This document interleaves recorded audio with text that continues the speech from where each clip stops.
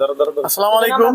আমাদের দুবালিয়াপাড়া গ্রামের যে ব্রিজের কাজ হচ্ছে, এই ব্রিজের কাজটা মিনিমাম 6 থেকে 7 মাস আগে শুরু হয়েছে। এই ব্রিজের কাজ এত বিলম্ব করতেছে, এনারা শুধু ঘড়িমেশি করতেছে, যার কারণে অনেক দেরি আমাদের এলাকার মানুষের চলাফেরার ক্ষেত্রে অনেক সমস্যা। আর ওনারা যে ব্রিজের কাজটা করতেছে, এখানে প্রচুর পরিমাণে দুর্নীতি। যেখানে দেওয়ার কথা পাথর, এখানে দিচ্ছে ইটের খোয়া। ইটের খোয়ার মধ্যে আপনার হচ্ছে আপনার 50% হচ্ছে মাটি, বালু না, মাটি, বালুর পরিবর্তে মাটি দিচ্ছে।